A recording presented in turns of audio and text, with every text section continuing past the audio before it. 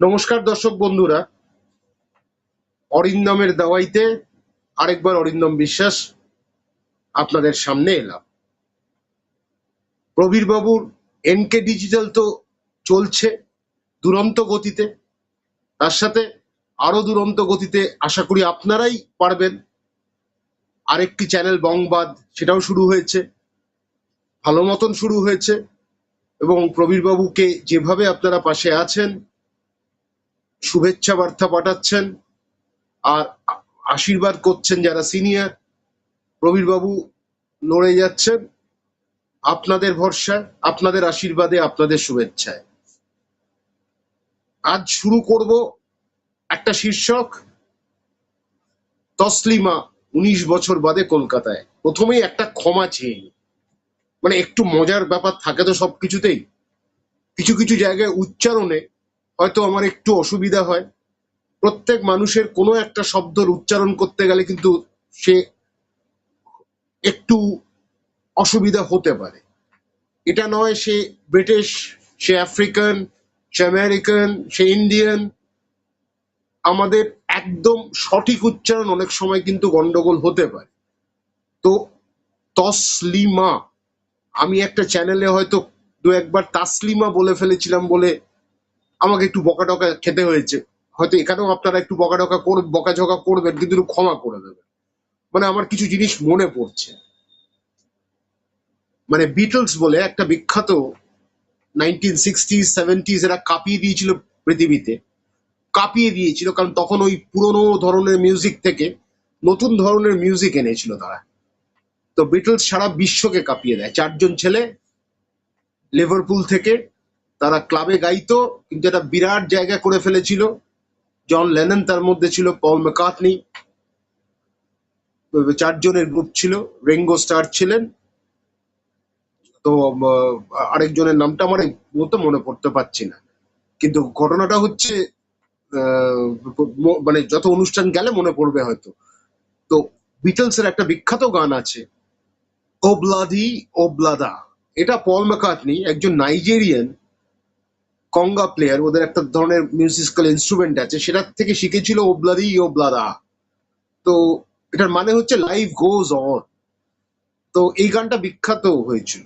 তো এখানে একটা জায়গায় একটা ওয়ার্ডে আফ্রিকানরা ভ্রা ভ্রা করে, ব্রো ব্রো ব্রাদারটাকে ব্রা ভ্রা করে।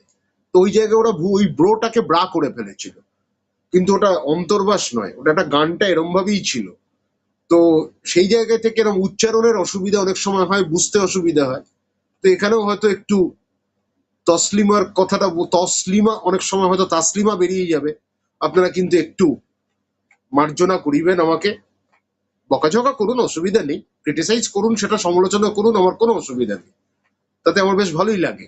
মাঝে মাঝে কিছু কমেন্টস দেখি, বেশ ভালো লাগে। কিন্তু হ্যাঁ, বিদেশে গিয়ে আমার ঠিক বিকৃত উচ্চারণ, বিদেশে আমি অনেকবার গেছি, বিকৃত উচ্চারণ আমি ভারতবর্ষের, আমি যতটুকু ইংরেজি বলি ভারতবর্ষের মানুষ হিসেবেই বলি, বাংলার মানুষ হিসেবেই বলি, এইটুকু বলতে পারি।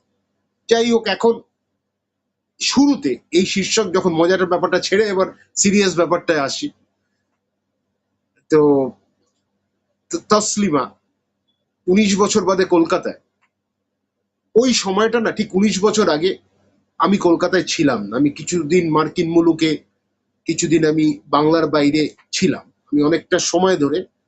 তো আমি ওই যে তখন বিভিন্ন ঘটনা, আমি ঠিক সবটা কিন্তু আমি কাগজে পড়েছি। কিন্তু এরপরে আমি কৃতজ্ঞতা জ্ঞাপন করি শ্রী রূপম চট্টোপাধ্যায়। তখন তিনি আকাশ বাংলায় ছিলেন, এবং উনি প্রত্যেকটা ঘটনা, যে দুর্ঘটনা ঘটেছিল তাসলিমা নাসরিনের সাথে, যে ওনাকে বাংলা থেকে চলে যেতে হয়েছিল, অন্য দেশে পাড়ি দিতে হয়েছিল, সে সময় যে একটা আন্দোলন হয়েছিল, যদিও আন্দোলনটা একটা ফান্ডামেন্টালিস্ট ফোর্সেস মনে করি আমি, সেটাকে কখনোই আমি সমর্থন করি না। এই জায়গায় ওই সময়টা রূপমদা প্রত্যেকটা ঘটনা দেখেছিলেন নিজের চোখে। রূপমদার কাছ থেকে আমি অনেকটা জেনেছি, কারণ ওই সময় কলকাতায় না থাকার জন্য যতটুকু ইন্টারনেট থেকে বিভিন্ন, তখন বাংলায় ইন্টারনেটে হ্যাঁ দুটো কাগজের ওই হতো, বেরোতো সংস্করণ, সেই দুটো দেখেই আমার যতটুকু ওপিনিয়ন বলুন বা কিছু তথ্য পেয়েছিলাম। তারপরে তো অনেকটা বছর কেটে গেছে, বিভিন্ন সময় বিভিন্ন রকমের ঘটনা ঘটেছে। তো তাসলিমা নাসরিনকে তখন অতটা আমার ওই ঘটনাটার পর আর হয়তো অতটা মনে ছিল না, কিন্তু 19 বছর বাদে উনি পা রেখেছেন বাংলায়। একদল ভীষণ খুশি, একদল হয়তো কিছুটা মনক্ষুণ্ণ হয়েছেন উনি কেন আবার ফিরে এলেন। এখন যেটা হচ্ছে, একটা কথা পরিষ্কার, একটা মানুষের যে কোনো দেশে পাড়ি রাখার অধিকার আছে, তার অধিকার আছে নিজের কথা ব্যক্ত করার। সেটা ভালো ভাষাতেই, পোলাইটলি আপনি যদি করতে পারেন, সুন্দর ভাষায়, ডিগনিফাইড ল্যাঙ্গুয়েজ, আমার মনে হয় তাতে কোনো অসুবিধা হওয়ার কথা নেই। লিবার্টি সবার থাকার কথা, freedom of speech and expression, যেটা নিয়ে হয়তো এখনকার সরকার, কেন্দ্রের সরকার, বিজেপি সরকার এটা নিয়ে বারবার বলছেন, তো মাঝে মাঝে তারা এটাকে মানেন না। তা না হলে প্রবীরবাবুর মতো মানুষকে কিছুদিনের জন্য কারাবাস করতে হয়। কারণ freedom of speech and expression সবার থাকা উচিত, এবং যে সরকারই আছে সেটা দেওয়া উচিত। যত সাপ্রেস করবেন তত কিন্তু উল্টো ফল হয়, লং রানে হয়। শর্ট রানে হয়তো কিছু হলো না, আপনি হয়তো গভর্নমেন্ট যে সরকারে আছেন তা মনে হয় বিরাট কিছু করে ফেলেছেন, কিন্তু in the long run ultimately peoples people speak and their voices are always heard, তাদের কথাটাই শোনা হয়। এইবার ওই সময় দ্বিখণ্ডিত বলে একটা বই তাসলিমা নাসরিন লিখেছিলেন, সেটা নিয়ে ভীষণ বিতর্কের সৃষ্টি হয়। মুসলিমদের একটি সমাজ তারা প্রতিবাদ করতে থাকেন, এবং এমন একটা দিন আসে, যা শুনেছি আমি, কলকাতায় আর্মিকে পর্যন্ত নামাতে হয়েছিল। ওই সময়টা বুদ্ধদেব বাবুর ভীষণ অসুবিধার সময় ছিল। একদিকে সিঙ্গুর, নন্দীগ্রাম, তার উপর তাসলিমা নাসরিন। তো সেইখানে এমন প্রতিবাদ হয়েছিল মৌলবাদীদের দ্বারা, সেই প্রতিবাদটা রাখতে না পেরে ওনাকে এখান থেকে, বাংলা থেকে চলে যেতে বলা হয়েছিল। ভদ্র ভাষাতেই চলে যেতে, উনি চলেও গেছিলেন। ওনার বইটা ব্যান্ড হয়েছিল। ব্যান্ড হয়ে তারপর আদালতে গিয়ে সেটার কিন্তু ব্যান্ডটা লিফট করে দেওয়া হয়, আদালত সরিয়ে দেয় না, এটার মধ্যে কিছু নেই। ঘটনা সেই সময়কার, যখন উনি বইটা লিখেছেন, সেই সময় অনেক ইন্টেলেকচুয়ালকে নিয়ে, বুদ্ধদেব বাবু তখন চিফ মিনিস্টার অফ বেঙ্গল, তখন বুদ্ধদেব বাবু বিভিন্ন স্কলারদের নিয়ে ওই বইটা পড়িয়েছিলেন, পড়িয়ে বার করা যাবে কিনা সেরকম ব্যাপার ছিল। বিভিন্ন মতামতের পর এটা আসে যে না, ওই বই রাখা যাবে না। তো বইটা ছাপা হয়েছিল। তখনকার একটা টুইস্ট এবার দেখুন, পরে সবকটাই আসছি। সেই সময় এই বইটা বার করার কথা ছিল একজন নাম করা, যতদূর আমি জানি আনন্দ পাবলিশার্স, এরকম একটা ব্যাপার ছিল, শুনেছি আমি। এটা রূপমদাই বলছিলেন, রূপমদার কাছ থেকেই শোনা। তারা এইসব ঝামেলা দেখে সরে এসেছিল। PBS publishing, peoples book society বলে ছোট্ট, কলেজ স্ট্রিটে ওদের একটা ছোট্ট অফিস আছে, ওরা সাহস দেখিয়েছিল এই বইটা বার করবে, এবং বার করেও ছিল, ছেপেও ছিল। কিন্তু ব্যান্ড হয়ে যাওয়ার পর কলেজ স্ট্রিটে পুলিশ গিয়ে তাদের ওখান থেকে সব ওগুলো নিয়ে আসে। কিন্তু তারা হাইকোর্টে গিয়ে আবার কিন্তু তারা তাদের অনুকূলে রায়টা পায়, এবং বইটা কিন্তু বেরোয়। ভারত বাংলাতে বইটা ব্যান্ড ছিল, পরে এই ব্যান্ড চলে গেছে। ব্যান্ড নিয়ে কিন্তু অনেক প্রশ্ন থাকে, ভারতবর্ষে ব্যান্ড কিভাবে হয়। যেরকম আপনি যদি দেখেন, স্যাটানিক ভার্সেস ভারতবর্ষ ব্যান্ড করে দিল, কিন্তু আবার কিছুদিন পরে দেখা গেল কোনো কাগজই নেই যে ব্যান্ড করা। ব্যান্ড করার যে কতগুলো স্টেপ ফলো করতে হয়, কতগুলো যে প্রক্রিয়া মানতে হয়, সেইটা জায়গায় কিন্তু কোনো ব্যান্ড ছিল না। ওই জন্য স্যাটানিক ভার্স দিল্লি কোর্ট বলে দিল স্যাটানিক ভার্সেস সালমান রুশদি, যার জন্য সালমান রুশদির ওপর আক্রমণও হয়েছে, তো চোখটাও নষ্ট হয়েছে। কিন্তু তবুও ওই বইটা এখন কিন্তু ভারতবর্ষে সব জায়গায় পাওয়া যায়, চাইলেই কিন্তু আপনি কিনতে পারবেন। কারণ ভারতবর্ষে কোনো ব্যান্ড অর্ডার ছিল না, যে এখানে অর্ডার ছিল, কিন্তু পরে হাইকোর্টের রায়তে সেটা চলে যায়, সেটা সুতরাং সবার কাছে পেয়ে যায়। ঝামেলার মধ্যে বড় পাবলিশার্স সরে গেল, ছোট পাবলিশার্স পিবিএস তারা কিন্তু সরেনি, তারা পাবলিশ করেছিল। সেই সময় একটা কথা আমি স্পষ্ট বলি, বাম রাজনীতি যদি হয়, সে রাজনীতিটা যেন বামপন্থাকে যদি মনে করি, সেখানে কিন্তু কোনো মৌলবাদীদের জায়গা আসে না। বিভিন্ন দু একটা নাম তখন আসে, একজন পৃথিবীতে নেই, আরেকজন পৃথিবীতে আছে, এরা কয়েকজন বড় একটা অংশের মানুষ, একটা অংশকে নিয়ে, আমি বলবো ক্ষুদ্র অংশকে নিয়ে আন্দোলন করেছিলেন। কলকাতায় একটা বিশৃঙ্খলা তৈরি হয়েছিল, সেই থেকে মুক্তি পেয়েছি যখন ব্যান্ড হয়ে গেছে, এবং তসলিমা যখন চলে গেলেন। বেশ, এটা কিন্তু ওই জায়গায় একটা কথা বলে রাখি, সরকারকে কিন্তু এই দায়িত্বটা নিতে হয়। মৌলবাদী, সেটা হিন্দু মৌলবাদ হোক, সেটা মুসলিম মৌলবাদ হোক, সেটা খ্রিস্টান মৌলবাদ হোক, কোনো মৌলবাদীর সাথে কোনো আপোষ করতে নেই।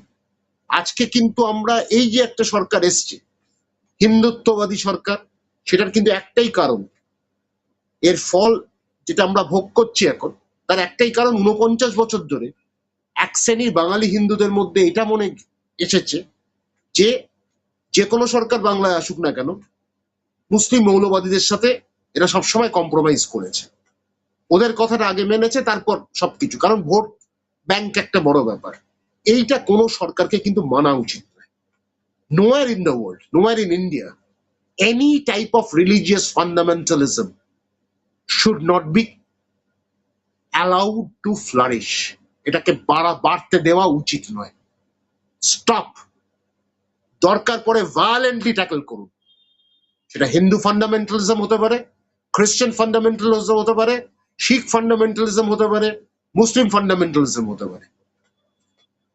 আজকে উনি লিখেছেন, সেটা নিয়ে আলোচনা হতে পারে, আরেকটা বই বার করতে পারে, সেইখানে তার বক্তব্যগুলো, তসলিমা নাসরিনের বক্তব্যগুলো খণ্ডন করা যায়। That is a Democratic way. কারণ আপনাকে এবার বইয়ের ব্যাপার যখন আসে না, সাদা আমি কালো আমি বলে একটা বই বেরিয়েছিল, রুনুগো নিয়োগী। রুনুগো Neogi was not a very clean character, সেটা সবাই বলে পুলিশ মহলে, but he successfully suppress the Naxalite movement. Naxal মুভমেন্টের সময় হি প্লেড কি রোল, অনেকটা খুব এমন একটা রোল প্লে করেছিলেন, ওনার মেথডস গুলো একটু হাই হ্যান্ডেড ছিল, কিন্তু তবুও উনি নকশাল দমন করেছিলেন, এবং উনি বইও লিখেছিলেন কেন, এবং দুটো খণ্ড হয়েছিল। তার উল্টো উনি যে একটা, যে লোকটা ভায়োলেন্ট মেথডস অ্যাডাপ্ট করে আজকে নকশালাইট মুভমেন্টটাকে দমন করেছিলেন, সেইটার দায়িত্ব, সেই জায়গায় একটা বইও বেরিয়েছিল সেই বুক ফেয়ারে, আমার মনে আছে, আমি দুটো বই কিনেছিলাম। তো এইভাবে খণ্ডন করতে হয়। তার যেখানে ধার্মিক জায়গায় যদি কেউ আঘাত করে থাকে, সেইটা কিন্তু ধর্মকে ব্যবহার করে বই লিখে করা যায়, সেটা মানুষ পড়বে কিন্তু, কারণ কিন্তু সেটা রাস্তায় ইট পাটকেল মেরে কারুকে ভাঙচুর করে, কারুকে বার করে দিয়ে, কারুকে জোর করে সরকারকে বাধ্য করা, সেটা ভুল। আজ কমিউনিস্ট মুভমেন্টের প্রচুর ভুল ছিল, কারণ ভুল করেছে, কারণ কমিউনিস্টরা আনোয়ার হেদ্দা বা আনোয়ার এজ্জা, যেটাই আপনারা বলুন, যেভাবে অ্যালবেনিয়ার প্রনাউন্স হতো, তিনি কিন্তু একটা অ্যালবেনিয়া তৈরি করেছিলেন রিলিজিয়নকে ছেড়ে। এইবার একইভাবে যদি আমরা দেখি, আনোয়ার হুদ্দাকে কেউ আর ওই করলো না, পরে এখন তো অ্যালবেনিয়ায় অন্য সরকার, তখন কিন্তু না উনি মস্ক অ্যালাউ করেছিলেন, টেম্পল তো দূরের কথা, চার্চও অ্যালাউ করেননি। হি ওয়াজ আ পারফেক্ট কমিউনিস্ট। আমি এইটুকু মনে করি অ্যালবেনিয়ার, যে কমিউনিজমটাকে ফলো করেছিলেন, ইচ অ্যান্ড এভরি পেজ যেটা ফলো করেছিলেন। এই যত দিন গেছে, তো এই 49 বছরের যে একটা ক্ষোভ, এটা এখন আমরা এই ক্ষোভটা দেখেছি, ক্ষোভের বহিঃপ্রকাশ এই নির্বাচনে বিজেপির যে জয় জয়কার, সেটা একটা বড় কারণ এটা ছিল। কিন্তু এটার থেকে বদলাতে হবে আমাদেরকে, কোনো কম্প্রোমাইজ করার প্রয়োজন নেই। তসলিমা নাসরিন যা লিখেছেন সেটা ভালো হতে পারে, খারাপ হতে পারে, কেউ নিতে পারে, গ্রহণযোগ্য নাও হতে পারে, সেটার জন্য অন্য রাস্তা, ডেমোক্রেটিক মিনস ইউজ করো, পাল্টা বই লেখো, এইটা করা উচিত। কিন্তু তসলিমা নাসরিনকে তখন সেই দিনটা সাহায্য করেছিল পিবিএস, বড় বড় পাবলিশাররা তখন কিন্তু ঘেমে গেছিল, প্যান্ট শার্ট ভিজে গেছিল, যে আমরা করলে যদি যা হয় আমাদের লস খাই। পিবিএস সেটা নিয়ে ভয় পাইনি। পিবিএস এমন একটা পাবলিশার, সেখানে একজন ডাক্তার আছেন এবং অনেক লেফটিস্ট ওরিয়েন্টেড বুকস তারা বার করে, তারা অনেক বই বার করে, ভালো ভালো বই বার করে। আমার মনে হয় এইসব ছোট ছোট পাবলিশারদের পাশে আমাদের থাকা উচিত। এরপর কেটে গেল, তিনি কখনো নরওয়ে, কোথায় সুইডেন, কোথায় বিভিন্ন দেশ উনি ঘুরে বেরিয়েছেন, এবং সেখানে সিনেমাও তৈরি হয়ে গেছিল। দেখেছিলাম সিনেমাটা ঠিক এমন কিছু ভালো ছিল না যেটা দেখার মতো ছিল। ঠিক আছে, একজন ক্যারেক্টারকে কেন্দ্র করে যখন একটা সিনেমা হয়, চরিত্রকে কেন্দ্র করে হয়, তখন একটা লোকের মধ্যে আগ্রহ থাকে, সেটা এই আগ্রহতে আমি দেখেছিলাম। একবার না দুবার, একবার আমি পরিবারের সাথে আমি দেখেছিলাম, কিন্তু আমার সেরকম কিছু মনে হয়নি। এইবার উনি ফিরে এলেন 19 বছর বাদে, এটা ওনাকে ফেরানো হলো। আমি মনে করি এটার মধ্যে একটা রাজনৈতিক বার্তা বেশি আছে, যতটা না আমরা expression of our voice, expression of speech কে এমফাসাইজ করার থেকে, ওই ব্যাপারে জোর দেওয়ার থেকে, তার থেকে একটা রাজনৈতিক বার্তা তাসলিমা নাসরিনকে এসে যে তোমরা পারোনি আনতে, আমরা এনে দেখালাম। উনি এবার ওনার সব যতগুলো বইগুলো আরো বেশি করে বিক্রি হবে, ওনার একটা সুবিধাতে ওনার লাভ হবে, তসলিমার লাভ হবে, সরকারেরও লাভ হবে। এই কারণে, কারণ একদল, মানে আমি এইটুকু তো বলি, একদল মানে উগ্র হিন্দুবাদী আছে, যাদের একটা মুসলিম বিরোধিতায় তারা প্রত্যেক মুহূর্তে লিপ্ত হয়, এবং তারা বিভিন্ন জায়গায় তাদের ওই হিন্দুত্ববাদ ও উগ্র হিন্দুত্ববাদটাকে তৈরি করার জন্য এমন একজনকে আনা, যিনি মুসলমানদের বিরুদ্ধে একটু কথা বলবেন, বলেও ফেলেছেন মাদ্রাসা বন্ধ করে দাও। উনি কিন্তু একবারও বলতে পারলেন না খারিজা মাদ্রাসা না সিনিয়র মাদ্রাসা, কোন মাদ্রাসা উনি একটুও বলেননি। উনি ওনার বক্তব্য রেখে গেলেন একটা জায়গায়, মাদ্রাসা বন্ধ করে দাও। মাদ্রাসা থেকে যে ভালো ভালো ছাত্ররাও আসে, সিনিয়র মাদ্রাসা, কারিজা মাদ্রাসায় ধর্ম শেখানো হয়, সেটা নিয়ে লোকের আপত্তি থাকতে পারে, অসুবিধা থাকতে পারে, কিন্তু উনি মাদ্রাসাটাই বন্ধ করে দিতে বলছেন। তার মানে এটাকে একদম স্ক্রিপ্টেড হয়েছে। উনি কি এটা জেনে এসেছেন এখানে কি হয়? উনি আমাদের দেশের নাগরিক কিন্তু নন। উনি মাদ্রাসা নিয়ে কতটা পড়াশোনা করেছেন আমি জানি না, কিন্তু আজকে একটা মন্তব্য উনি সেদিন করলেন। এবং এই ব্যাপারে বলবো, কিছুদিনের আগে যে রবীন্দ্র সদনে, একটা সংস্কৃতির পীঠস্থান, মানে ওই জায়গাটা ভেতরে ঢুকলেই কেন জানি না মনে হয় চুপ করে সবকিছু আমি শুনি আমার কিছু বলার আগে। সেখানে দেবব্রত বিশ্বাসও গিয়েছেন, বড় বড় শিল্পীরা তারা কখনো নাটক করেছেন। ওইটা একটা, আমি মনে করি একটা এমন, মানে একটা গার্ডেন অফ ইডেন, যেখান থেকে একটা সংস্কৃতি তৈরি হয়। It's a hub of culture. Cultural hub হচ্ছে রবীন্দ্র সদন। উনি আসলেন, উনি দেখলেন, বিভিন্ন দর্শকরা এলো, বাঙালিরা এলো, সংস্কৃত মনোভাবাপন্ন বাঙালিরা ওখানে সেদিন গেলেন। উনি একজন কবি, জয় গোস্বামী যথেষ্ট ভালো কবি তিনি। আমার বক্তব্য, ওনার সাথে কোনো একটা রাজনৈতিক দলের সম্পর্ক থাকতে পারে, কিন্তু এর মানে নয় যে ওনার কবি সত্তাটাকে আমি সরাসরি অপমান করি। কতজন ওনার কবিতা পড়েছে আমি জানি না, মানে আমিও যে ওনার কবিতা একদম বিশদভাবে পড়েছি তা না, কয়েকটা জিনিস ওনার সম্বন্ধে মনে আছে। একসময় কর্পোরেশন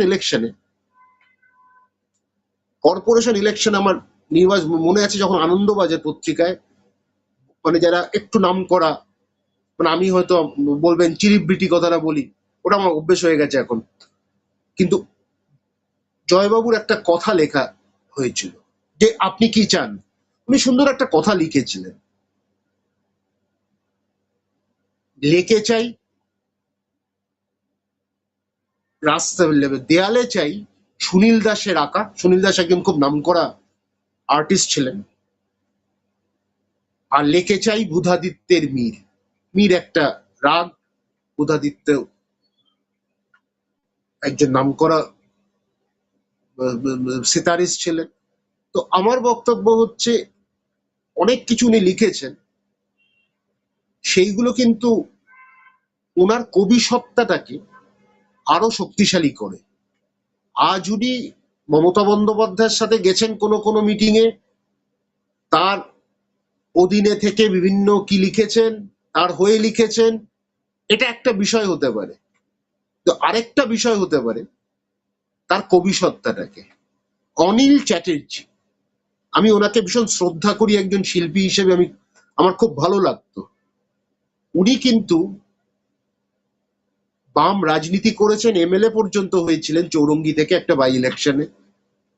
কিন্তু আমি তাকে, অনিল চট্টোপাধ্যায় যখন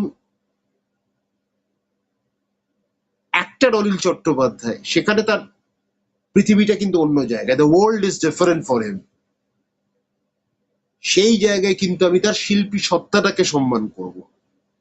উৎপল দত্ত বাম রাজনীতি করেছেন, সেখানে কিন্তু উৎপল দত্তর অভিনয়টাকে, সেইখানেই আমি সম্মানটা করব। এই জায়গায় বলার কারণ, তসলিমা নাসরিন সেদিন নিজে ডেকেছেন, জয় গোস্বামী ওখানে কিন্তু এমনি ঢুকে যাননি, কোনো ট্রেসপাসিং হয়নি, he was not a trespasser at all.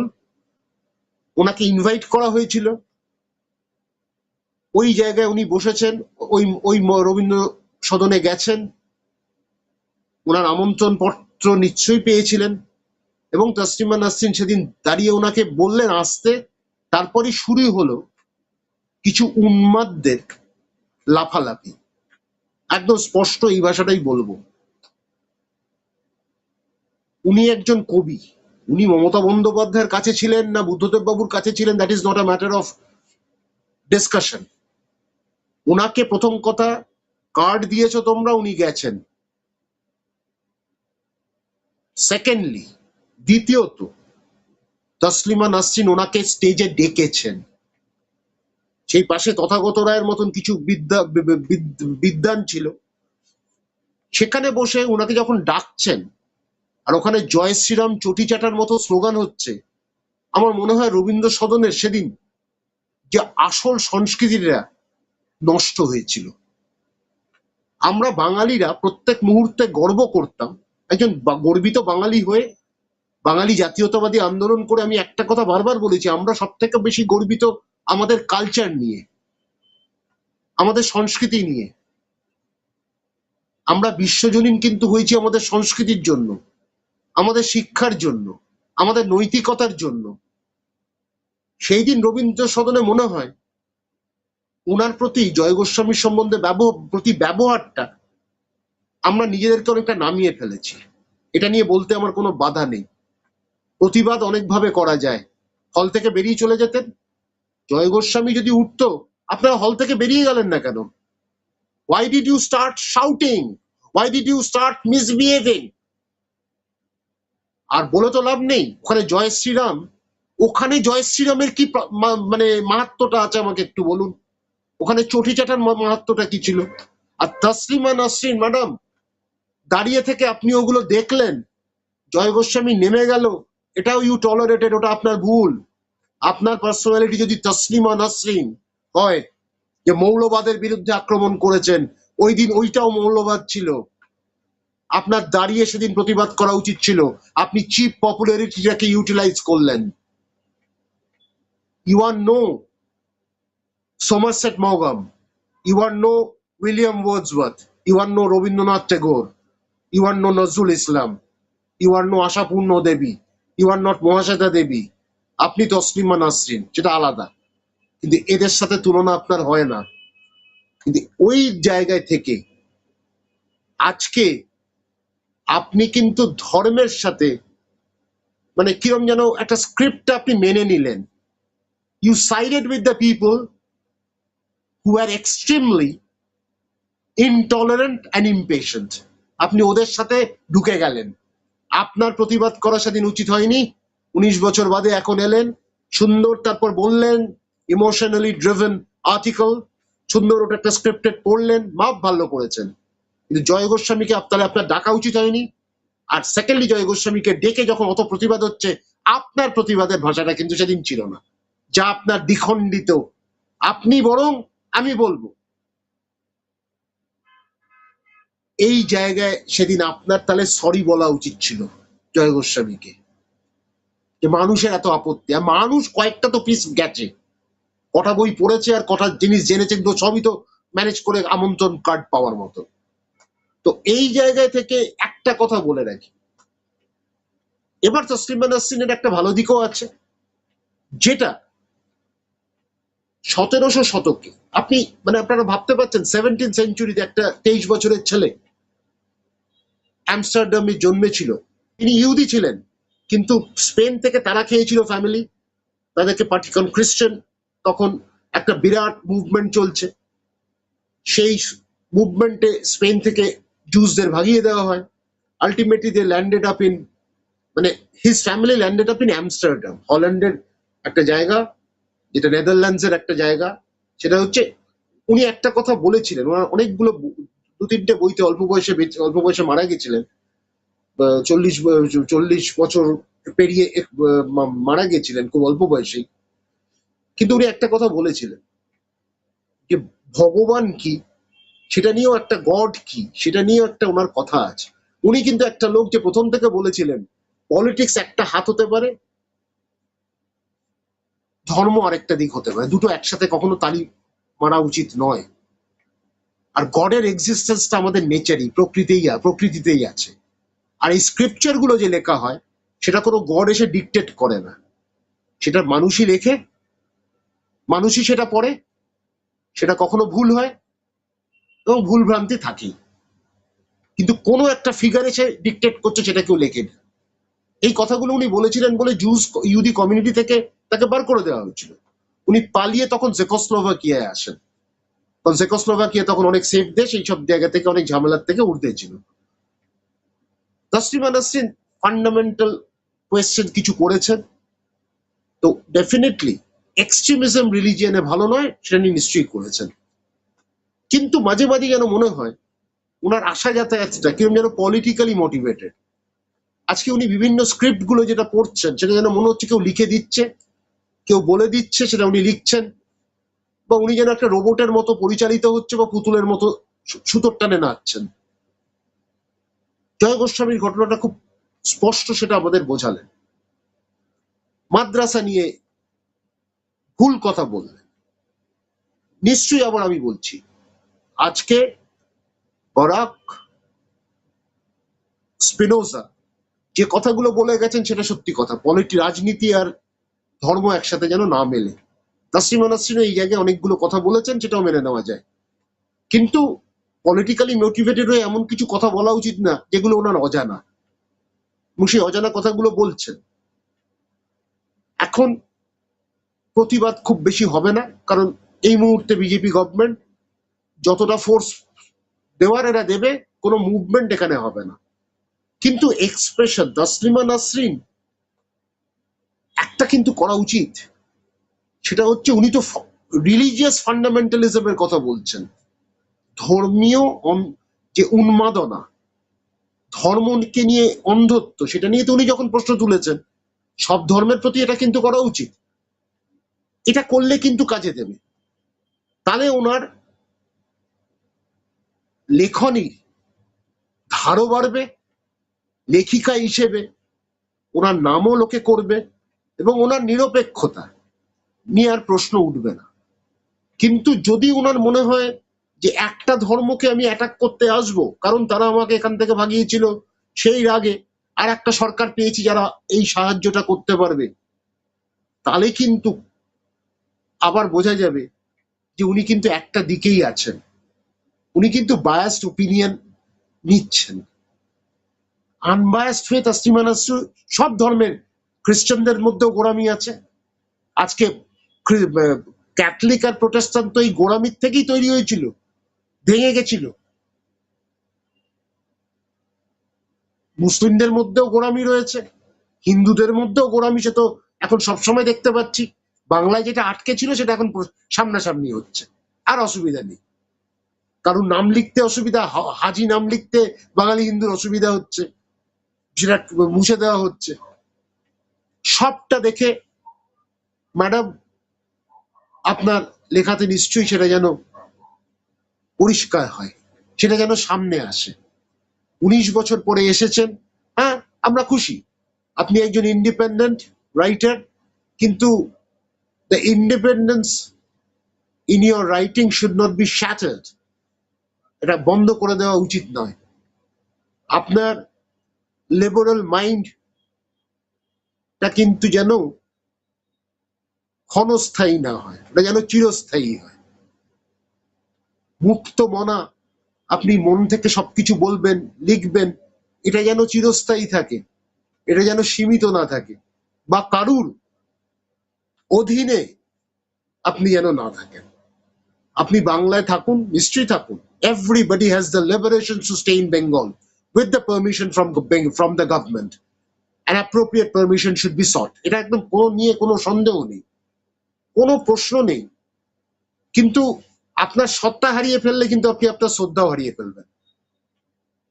আর এইবার বলি, আপনার বইগুলো আবার বেরোচ্ছে, বড় বড় পাবলিশার্স এসে গেছে আপনার কাছে। আপনি একবারের জন্য সেদিন পিবিএস এর কথা বলেননি, আপনি ঘটনার কথাটা বললেন। বিপদে আপনার পাশে এসেছিল পিবিএস, পিপলস বুক সোসাইটি, তাদের কথা একবারও উচ্চারণ করলেন না ম্যাডাম। এটা তো ঠিক ভালো হলো না। This was not expected from you. You should have expressed your gratefulness to the people who stood by you at the odd hour.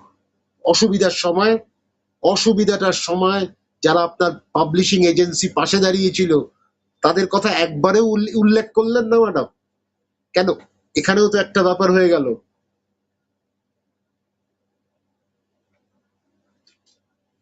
গলা দেব টিপে, এরকম ব্যাপার হয়ে গেল। তো ছোটখাটোদের নাম আর মনে পড়লো না, বিপদের সময় যেটা আসছিল সেটা মনে পড়লো না ম্যাডাম। বড় বড় পাবলিশার এখন তো করবেই, কারণ সরকার পেয়েছে, তারা সরকার চাপ দিচ্ছে, এরা করতে বাধ্য। আর পয়সাটা উঠবে তো, রেভিনিউটা তো আসবে, সেটাও তো ঠিক কথা। বইগুলো বিক্রি হবে, কিছু গালাগাল দেবেন। কিন্তু আবার বলছি, আপনি নিশ্চয়ই লিখুন, কিন্তু সব এক্সট্রিম আইডিয়াস নিয়ে লিখুন, সব ধর্মের। তাতে আপনার জায়গার উত্তরণ হবে এবং লোকে আপনাকে নিরপেক্ষ বলবে। এইবার 19 বছর পরে নতুন তসলিমা কি করে দেখান, সেটার অপেক্ষায় রইলাম। এখন তো বড় বড় পাবলিশিং হাউস এসে গেছে আপনার পাশে, কারণ সরকার, ডাবল ইঞ্জিন সরকার চলে এসছে। আর আপনার কোনো চিন্তা নেই, সিকিউরিটি আপনি তো পাবেনই, বড় বাড়ি পাবেন, মহল পাবেন, মানে কত কত কাজের মানুষ পাবেন, ভাবা যায় না। আপনাকে আর স্ট্রাগল বেশি করতে হবে না। হ্যাঁ, তবে এটাও মাথায় রাখবেন যে নির্বাচন হয়, নির্বাচনে পরিবর্তন হয়। তবে হ্যাঁ, একজন মুক্ত মনা হিসেবে আমি পরিষ্কার বলি যে ধর্ম নিয়ে অন্ধত্ব ভালো নয়, ধর্ম নিয়ে সাম্প্রদায়িক বিভাজনও ভালো নয়। যে ধর্মই করুক, তাদের বিরুদ্ধে ব্যবস্থা করা উচিত। যে দুর্বলতারা বামপন্থীরা দেখিয়েছে, যে দুর্বলতা তৃণমূল দেখিয়েছে, সেই দুর্বলতা কোনো সরকারকে দেখানো উচিত নয়। দুর্বলতার কোনো প্রশ্নই নেই। Fundamental elements of any religion should be band from the society, that's all. তাদেরকে ঢুকতেই দেওয়া উচিত না, তাদের সাথে কোনো কম্প্রোমাইজের জায়গা নেই। কিন্তু ম্যাডাম, আপনার কাছে আমাদের খুব হায়ার এক্সপেকটেশনস, খুব হাই হাই এক্সপেকটেশনস। কিন্তু প্লিজ আমাদেরকে দুঃখ দেবেন না। এর থেকে কিন্তু আপনার কাছ থেকে আরো বেশি লেখা করব। এখন তো বড় হাউস, সেদিন ছোট হাউসের কথা ভুলেও গিয়েও বড় হাউস আপনার পেছনে আছে, প্লেথোরা অফ হাউসেস এখন বলবো, কোটি কোটি টাকা হবে, সব হবে। কিন্তু আপনি আপনার যে অবস্থান, সেটা হলে দুঃখ পাবো। তো অরিন্দমের দাওয়াইতে একটাই বলবো, ম্যাডাম একটা বই বরং লিখুন দ্বিচারিতা, ভালো হবে। 19 বছর পরে এসেছেন, এই বইটা পড়লে বরং আমরা একটু আরেকটু আনন্দ লাভ করব। অনেক আনন্দরা আপনার তৈরি হয়ে আছে আপনার বই বার করবে বলে। আর একটু আপনাকে ভালো করে জানতে পারবো। আজ এইটুকুই, একটু বড় হয়ে গেল, ক্ষমা করবেন। মজা ছিল, আয়রানি ছিল, তার সাথে একটা পরিষ্কার বার্তা ছিল।